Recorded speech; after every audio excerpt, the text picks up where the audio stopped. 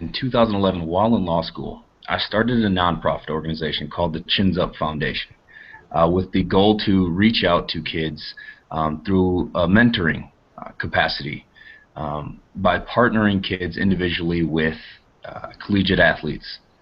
And the program's taken off, and we're doing really well, and it's in that capacity that I take every opportunity that I can to speak with kids and share my story, and hope that you guys can learn a little bit from the attitude that I take towards life, and reaching success no matter what happens or no matter what you go through. So a little bit more background on myself. Before I get into it, I'm not one of those guys that thinks that I have this crazy unique story that no one has been through, and it's just unbelievable. I think that I have an extremely relatable story, and I want you guys to keep in mind when I'm telling it that there's a lot of people that have been through what I've been through and have been through much worse every day. And I think that I'm very blessed to have experienced what I've experienced, because I can relate to people and I can help people get through it. After listening, can kind of take a little bit of that into your everyday lives, and continue with the mentality as you guys reach individual success for yourselves.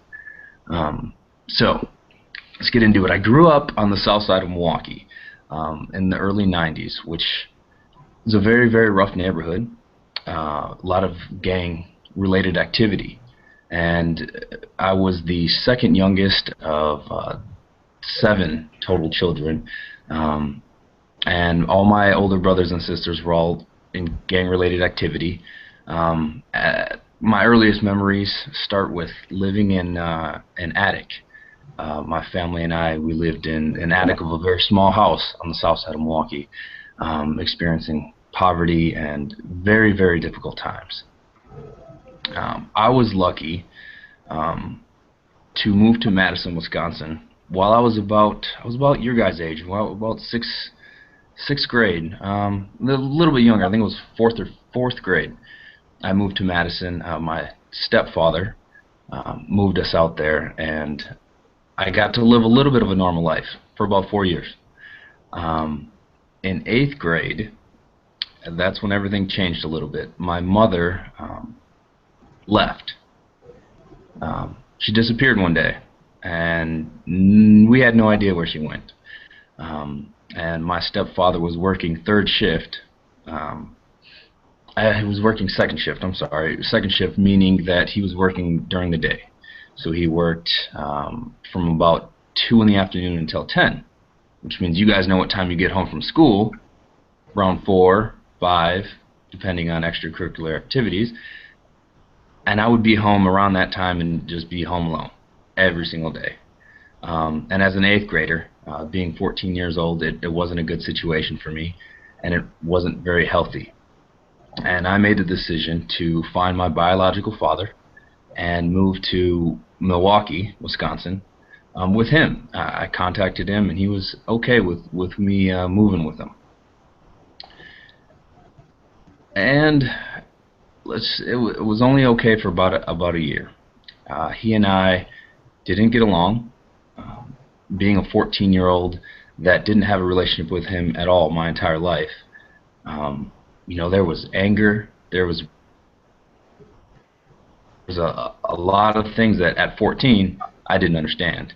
I didn't know that was going on in my head, and I didn't know that I was experiencing.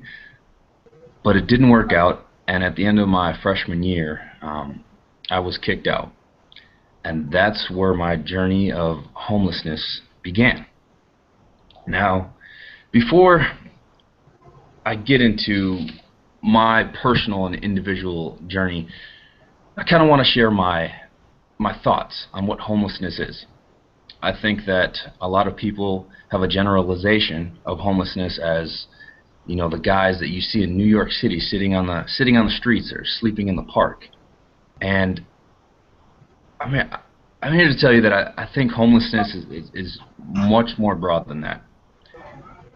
My definition of homelessness would be, if I could put it in a definition, I would say homelessness is when you don't have a sense of security in your living space or dwelling. Now that's very broad, very broadly put, but what I mean by that is that there are many people, whether they're living in a shelter, a car, a friend's home, or even government housing sometimes, that have no sense of security in where they're sleeping at night. They have no sense of security in their home. Those were quotation marks if you could see them. And that's a terrible feeling.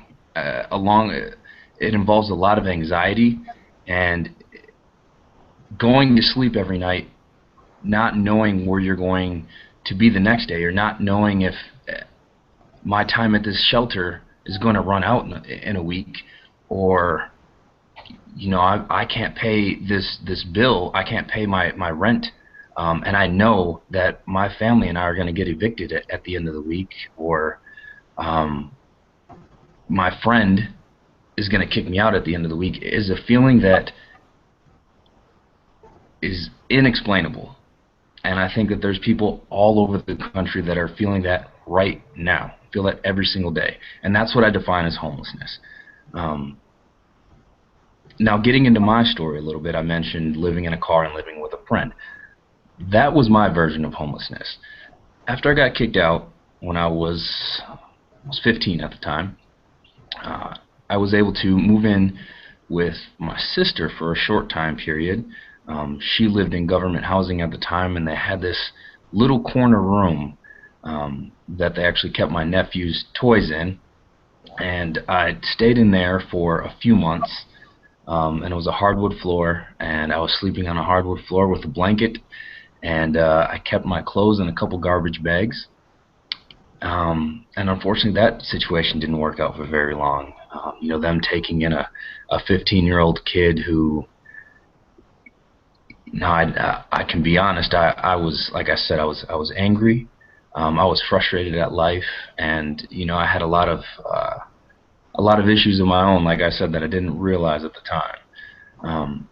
So from there, I was able to move in with my best friend. I went to a suburban high school. I lived in Milwaukee, but I was able to go to a suburban high school, and he lived out. It was in Oak Creek, right outside of Milwaukee, Wisconsin. And my friend lived out there.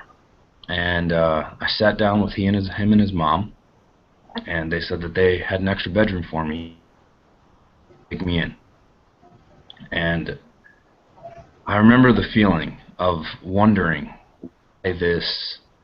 why this family, why this, I'm a Puerto Rican individual, I'm a minority, why this white suburban family would take me in. I'm this kid that gets viewed as, I'm from the hood, and I'm attitude, and that was very much my attitude at the time.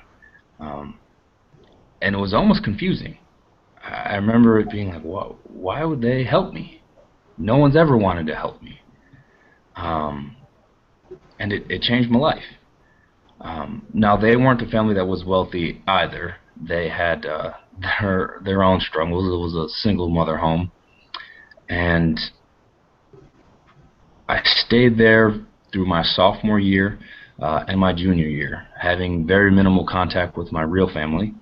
And essentially, taking care of myself a lot. And not feeling secure at all. As I said, they struggled financially, and it just seemed like every other month, though she took me in every other month, she was asking, what my plan was. Where was I going to go? Did I have another place to go? Did I, was there someone else that could take me in? It was expensive, to feed me. And I was 16. My answers for that were, I don't know. I just want to play football. And that feeling, that it was difficult. I very much built, I guess you could say, I built a wall towards people. I didn't trust anyone. I created an ability to go about life and act as though everything was okay, And then at night, when I was by myself, everything wasn't okay. I was angry at life. I was angry at people. I was wondering why I went to this high school that people who had great families, great homes, both parents had all the things that they needed, and I had a garbage bag, couple garbage bags of clothes, and a small TV that I always kept with me that I had bought when I was like in 6th grade. I don't know why I always brought the TV with me, um, but it at such a young age, it definitely affected me deeply. Um, so as I said, I lived there for 2 years. And then halfway through my senior year of high school, my friend's mother sat me down and gave me one last final talk and said that it was too expensive to continue to have me live there and continue to feed me. She had just recently been laid off from work. And I said, okay. I said, all right. I lied to her and told her that I had another place to live. Um, and I left. I had just recently purchased a car for $500 that I saved up, and that became my home. Now, to give you guys a visual, the car I had, it was a Honda Accord, an old school Honda Accord, not the cooler, nicer ones. Old school Honda Accord, and if you guys have ever seen that car that has one color, the car is mainly one color. So my car was gray, but then it has like a darker gray hood, and then like a blue door, and then like a even different shade, like back passenger door. That was exactly my car. So I wasn't really driving around looking cool, um, but it worked. And as I said, it became my home. And it was that time period where, for myself, when I actually felt as though I was experiencing, you know, homelessness. Like I look back on it now, and I think that the entire period was a form of homelessness. But living in my car was an experience that I try to explain to people, but mentally handling that at 17 years old was extremely difficult. Extremely difficult. It was January. It was very cold, and I didn't sleep very well. I parked my car at the library across the street from the high school every night, and I would get the heat going on in my car. Blessed I had heat in my car. I could have had a car that didn't have heat, but I had heat, and I would get it going and turn the car off while the car was warm, and then fall asleep, and then wake up a few hours later because I was cold, and kind of repeat the process throughout the night. And then I would go to the Pick and Save grocery store in the morning on the other side of the street, brush my teeth, wash myself, and get ready for school. And I didn't tell anyone. I think that's one thing that people sometimes will kind of get shocked when I say that. I didn't tell anyone that I was living in my car. I was embarrassed. Like I said, I went to a suburban high school where most kids didn't experience these types of things, and I didn't have anyone that I could relate to. And I also didn't feel as though anyone was going to help me. I was afraid of asking for help. I was terrified of it, actually, and I didn't trust anyone. And I only stayed in my car for just over a week, but it was by far the most difficult week of my life. I can tell you that I'm sure even as 6th graders, every one of you has felt some form of being alone at one point. Whether it's you don't feel like you belong in a certain sport or class or group. There's many forms of feeling alone, and the form that I felt during that week of feeling as though that not one person in the world cared, whether I was alive, where I was, it was a a terrible feeling, and I think it's a feeling that many people feel um, every day. And there's many people that are going through that sort of homelessness right now as I'm speaking. Um, and I wish that there was some way to help all of them because of just not having anyone. It was rough, and that was by far the hardest part of my experience. Um, but I knew that during that time period I had to make a decision. I had finished my senior year of football, and I was actually being recruited. At that time, it was January, so it was heavy recruiting season, and I was living in my car while being recruited by different colleges. Um, and I ultimately chose to go to Concordia in St. Paul. So I love the Twin Cities. Um, but the decision that I made at the end of that week um, was to always be positive. I spent an entire week in my car thinking about how terrible life was, about how I couldn't trust anyone, and about what I didn't have. Um, and it was terrible. And it caused me to realize, like, all right, either I can sit here and be like this for the rest of my life, and I can always focus on the negative, and I can think about the things that I don't have, or I can stop, and I can not care, and I can realize that I have the ability to play football that millions, maybe even billions of people around the world would love to have. And I have the opportunity to play college football, which, again, millions, maybe even billions, people would love to have. And it was that got me through that time period and gets me through every day. I think positively, and I hope that and you guys will get some questions going here. And you guys, realizing that you're in sixth grade, but life's going to get difficult. No matter who you are, no matter what situation you're in, no matter if you're a kid who lives in the biggest house in the block, life is going to give you difficulties, and you're going to get a choice. Either you can focus on how difficult it is and say, woe is me, and you can focus on the negatives, or you can find a positive in it. And you can say that this is happening for a reason, and I'm going to just become stronger, and I'm going to fight through it, and I'm going to make my dreams come true. And that was a decision that I made at the end of living in my car, and I decided to finally reach out to people more. And I asked another friend of mine if I could live with her, and she spoke with her dad, and I was able to live with her for the rest of my senior year. But during that time period, I began to finally reach out to the teachers that I had at the high school. The 4 years of high school I spent and I got pretty decent grades still, but I spent a lot of the time not listening to people, thinking that people didn't understand me, and thinking that nobody here knows what I'm going through, nobody here can relate to me. But it wasn't until I just started to ask for help and ask questions that life, like I said, now I'm an attorney. Who would have thought I was living in a car?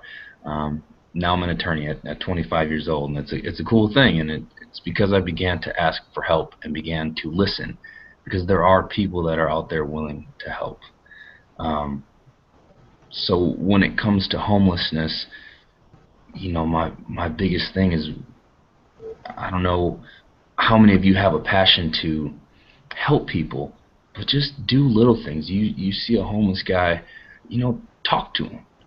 My thing is you see the guy that has the cup and is asking for money sometimes. A 3-minute conversation with him will just talk to him. Tell him people care. Help him think positive. And I think that's the best way, in my opinion, to help the homeless. You got to get them to believe in themselves. And that's what it is. Now, I have a list of questions, both from your class, and I think there's a couple other classes that sent questions. But before I get to them, let's open up the floor for questions and see if you guys kind of ask any of these that are here, and then I'll answer the ones on here that you guys don't ask. But yeah, anything you guys want to ask, any details that I left out or anything, feel free. Yeah, and Izzy, what we'll do is I'll have some students come up, and some of them even have the questions that we sent to you, so they'll ask them, so you don't even have to go through. Okay. I just thought it might be nice, but we'll start with some of the hands that are up, and we'll go from there. And I'll have them come up to ask the question, and then sit back down, and you can answer it. Okay? Okay, sounds good. All right, let's go right here. Come on up.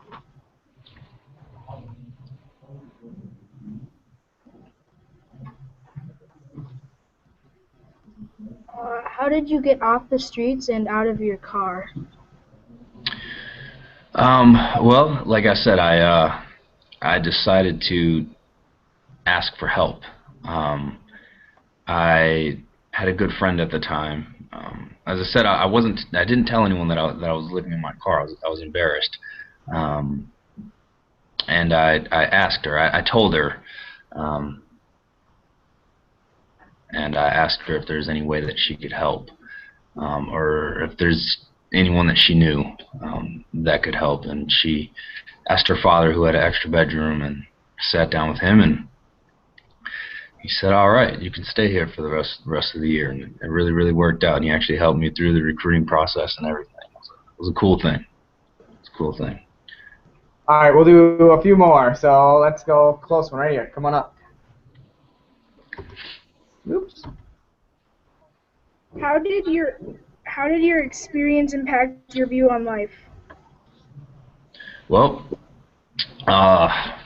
in many ways. But I'd say the biggest way, and the way that I want to share and make sure you guys take home with you today, is turning negatives into positives. As I said, there's going to be difficulties you guys face on a daily basis. And as you get older, things are just going to be more and more difficult. It's life. But you can make life easy. It sounds a little crazy, but you really can. You take negative things that happen to you, sit down, ask yourself why it's happening, and ask yourself, how you can turn it into a positive. For instance, for me, the experiences that I had in being homeless and poverty, and seeing my brothers get locked up for long prison sentences, it helps me today, where I'm in a field of lawyers that none of them, I wouldn't say none of them, but I've yet to meet any of them, and anyone that has the experiences that I have. And that gives me an upper hand. That it gives me an opportunity to relate to a wide variety of people, and get a lot of clients. And it's just because I took the negative things that were happening to me and realized how they could help me in the long run. So I was thinking positive, and that's really how it's changed my life, because I wouldn't have been able to get through that time period if I didn't just start thinking positively about it. All right, how about another one in the back of the Monster sweatshirt?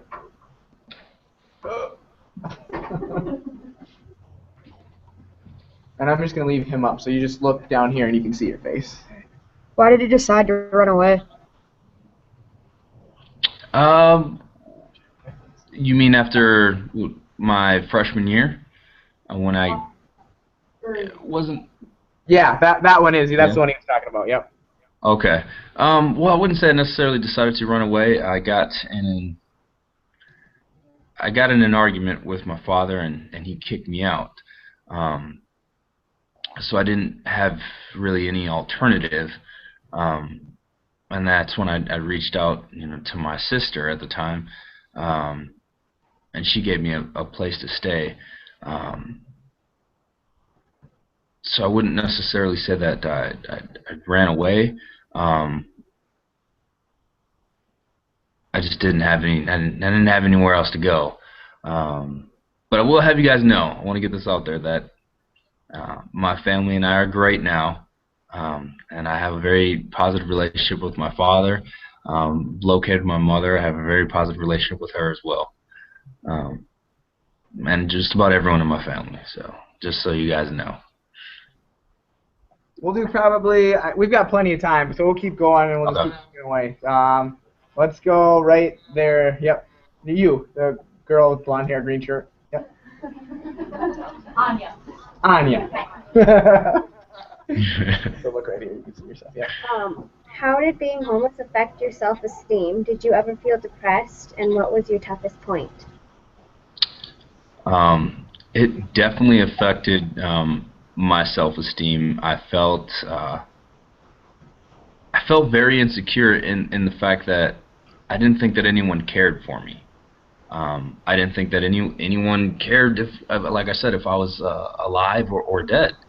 And unfortunately, from some of the work that I've done in the community, I think that's something that a lot of homeless people feel.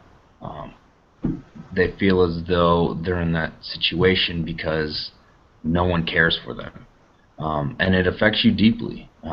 It took time. Like I said, I became very closed off to the world for quite a while and didn't allow myself to trust anyone because of those types of things, because I was emotionally scarred, I guess you can say, you know. So that was, yes, it definitely affected my self-esteem. I did my best to put on a front in public and act as though I was okay with everything, but as I said, in private, it was very, very difficult to deal with. And the toughest point was the week that I was in my car. It was difficult. Like I said, what kept me going was football and my belief that I was blessed and I needed to take advantage of that. And though my situation was hard, there were people at that time all over the world going through things that I couldn't even imagine. But yeah, living in that car and being convinced that not one person in the world cared about me, cared where I was, I guess you can call that rock bottom. But We'll do two more, okay? sounds good. One of the teachers has a question for you, so she's gonna come up and ask you. All right. Oh, hello. I'm a teacher, not a sixth grader. My question is, the professionals that you work with, are you comfortable talking to them openly about your background, and then what's their usual reaction to it? Do they believe you? Do they say that you're lying? I'm just curious. That's a great question. Luckily, I'm at a firm. I'm at a smaller firm. There's 9 attorneys, and they're all great. They love my nonprofit organization, my story, and in talking with the head attorney when I first got the job, he loves everything that I stand for. But I can tell you that after I graduated, there was a good 4 months of job searching, and I can tell you that many jobs did not care, and I didn't really approach a lot of interviews, with telling my story, but it was something that if the opportunity came, I would very much take that opportunity to tell them what I've been through, because I think it shows my character and to show who they would be hiring. And I can tell you that I was very surprised with how many attorneys or business owners or lead attorneys really didn't show much empathy or really didn't care much, and it was a little shocking to me, like I said, coming to that realization that even though I fought so hard to get where I am, when it comes to my field, now this might not pertain to all occupations, but when it comes to being an attorney, a lot of attorneys, they just want to know, do you know what the heck you're talking about? I don't care if you were homeless in high school. Do you know the law? Which I knew as well, but I was surprised. And I think that I didn't really see that didn't really feel as though none of them believed me. I think it wasn't really that. It was just more so that when you're talking to someone and you're kind of telling them a little bit, and you can just tell in their eyes that they're thinking about the Packers-Vikings game in a few days and didn't care at all what I was saying. But yeah, that was an awesome question, by the way. We'll do one more, and I'm going to let Miss Hornseth pick it. Let's see. It's Zach. Go ahead.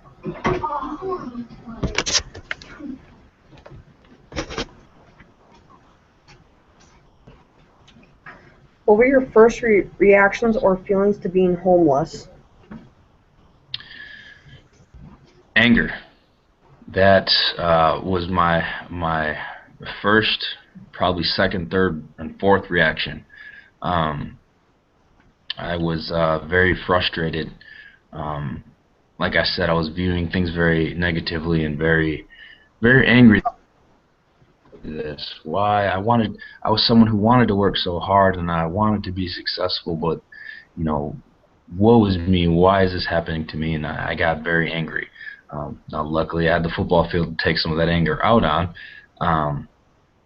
But yeah, my first reaction was a lot of questions, and a lot of anger. I wouldn't really say. I mean, I guess anger is a form of sadness. But yeah, I think that was my biggest reaction. It was tough to deal with, and being 15, 16, 17, I was not happy with what I was going through until I realized that there's a reason why I was going through it. Just making me stronger and forming me, molding me into the attorney that I'm continuously being molded into. Like I said, I'm a newborn attorney, so I don't want to act like I'm Johnny Cochran quite yet. They probably don't know who Johnny Cochran is. You guys have no idea who Johnny Cochran is. All right, so I'm going to step in front of the camera. Izzy, I appreciate your time, Mr. Lopez. Thank you. So also just wanted to give you a round of applause.